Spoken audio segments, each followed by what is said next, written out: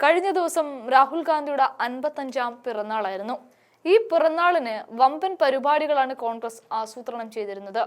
പ്രതിപക്ഷ നേതാവ് എന്ന നിലയിൽ പോലും തിളങ്ങി നിൽക്കുന്ന രാഹുലിന് കോൺഗ്രസിന്റെ 100 എംപിമാർ ഒപ്പം ചേർന്നുകൊണ്ട് ഒരു ഗംഭീര സമ്മാനമാണ് നൽകിയിരുന്നത്. പിറന്നാൾ ദിനത്തിൽ രാഹുൽ ആ സമ്മാനം സ്വീകരിക്കുമ്പോൾ സോണിയയുടെ കണ്ണ് നിറയുകയായിരുന്നു. ആ സമ്മാനം എന്താണ് എന്നല്ലേ, രാഹുലിനൊരു വസതി.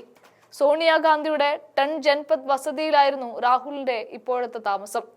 കഴിഞ്ഞ തവണ അപകീർത്തി കേസിൽപ്പെടുത്തി രാഹുലിനെ 100 ദിവസത്തിന് മുകളിൽ പാർലമെന്റിൽ നിന്ന് പുറത്താക്കിയപ്പോൾ സ്വന്തം വസതിയും ഒഴിഞ്ഞുകൊടുക്കേണ്ടി വന്നു.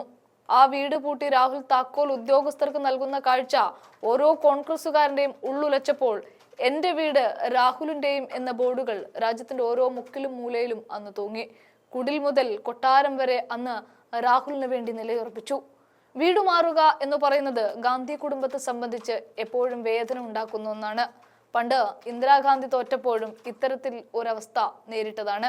അന്ന് ഇന്ദിരയെ സഹായിക്കുന്നവർ പോലും നൊട്ടപ്പുള്ളികളായി മാറി.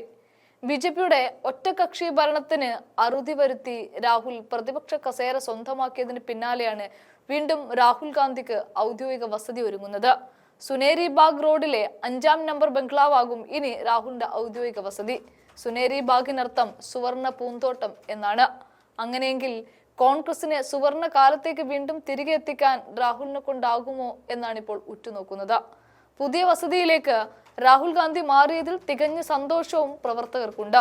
പിറന്നാൾ മധുരത്തോടൊപ്പം ഈ വസതി അവർക്കൊരു ഇരട്ടി മധുരമായി മാറുകയാണിപ്പോൾ. എങ്കിലും കോൺഗ്രസിന്റെ നിർണായകമായ തീരുമാനങ്ങളൊക്കെ തന്നെ സോണിയയുടെ വസതിയായ 10 ജൻപത്തിൽ വെച്ചായിരിക്കും എടുക്കുക.